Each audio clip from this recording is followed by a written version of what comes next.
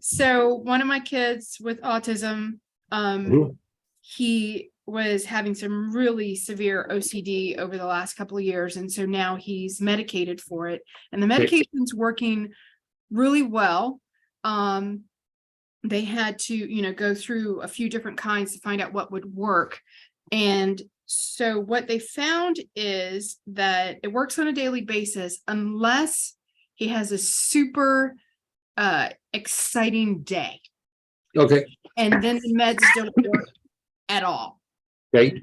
Or barely. And his mom said that the doctor said that his endorphins are getting backed up and his body can't process them or release them.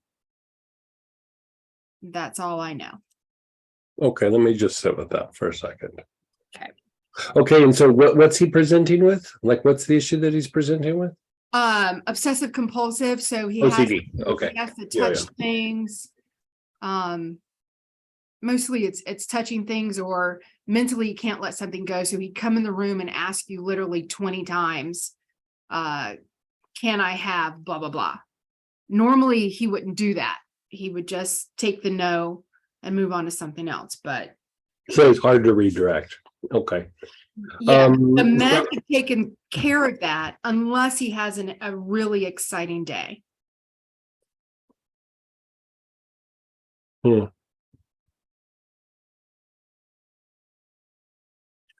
Okay, so this is what I would normally do, and then like we can add like a little variation.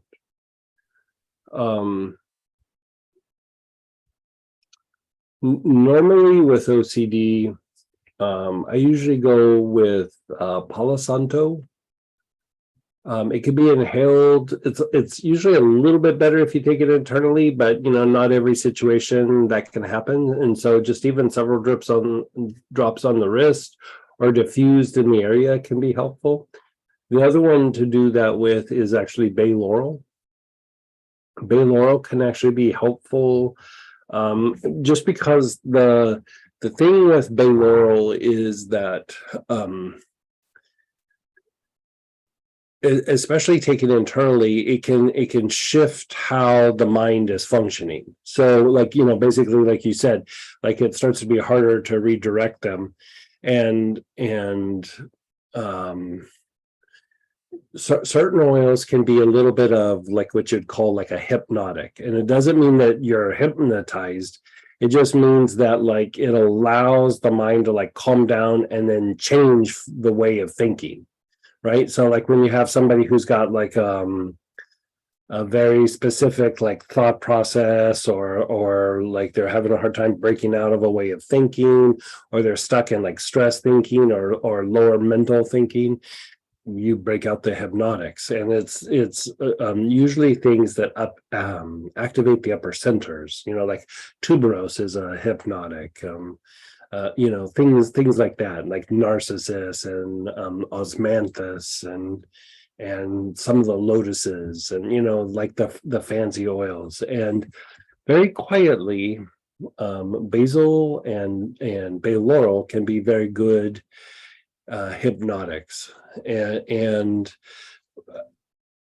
I probably have gotten the best results with Palo Santo with OCD, but bay laurel is right in the hunt of it. And in this particular case, you might want to go bay laurel instead of the Palo Santo. And you could always experiment. Neither one of them are expensive. They can try the inhalation. You could try putting it on the skin, but it might be that a couple of drops needs to be taken internally.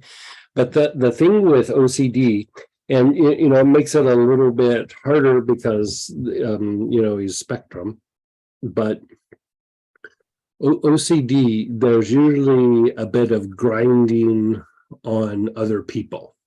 They sit and they grind on something that somebody said, a word, an action, a behavior, something that somebody didn't do. Like, they'll grind on things a bit.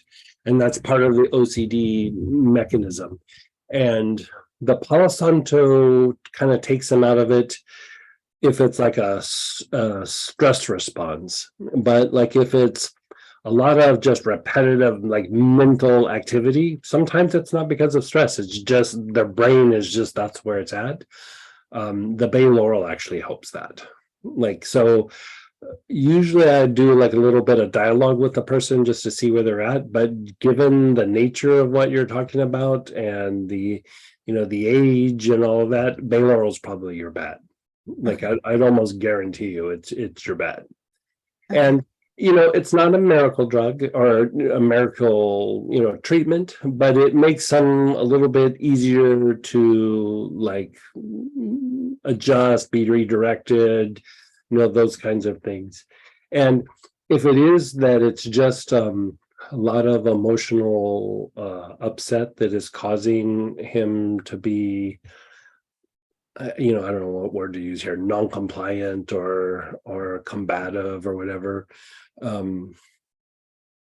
Again, the age, I'd probably go tarragon. If it was somebody who is elderly, I'd probably go jasmine. You know, like we see like the combative thing when somebody has like dementia or something like that. And the jasmine can be a little bit more fortifying and just still make them be a little bit more chill, so they're easier to redirect. Where at that age, the agitation and the combativeness, not that they're being super combative, but it a lot of times is neurological, and the tarragon helps to stimulate the parasympathetic activity and just calms that part of the nervous system down. If you didn't want to use tarragon, marjoram would be like the close second in this particular place. Okay. Yeah. You know I kind of like talked it out a little bit, but like some of these things, like there's not like a clear like, oh, do this, do that. You Yeah. kind of start doing it and you start doing the dance, and then you start looking like, how do I adjust it? And sometimes it's not even that you need to introduce something different. It's just like, okay, we need to increase the dosage, or we need to do a little bit internal, or we need to, you know, there's just like these little tweaks that happen. But it's almost like person to person, but this definitely gets the ball rolling for her. Or Him. yeah, I can't remember which one we're talking about now. I But yeah, know. Sorry. yeah.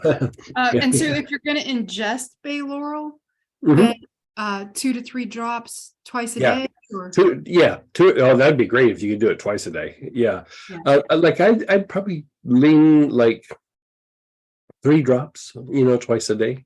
Okay. That's pretty solid. Like if they seem a little too spacey or something, you back it down to like 1 or 2, but like 3's pretty good. Okay, awesome. Thank you so much. You're so welcome. And like, you know, keep us posted if something's going on and you need to talk something out or just figure it out. Like, let us know and we'll help you work through that. Will do. Thank you so much. You're so welcome.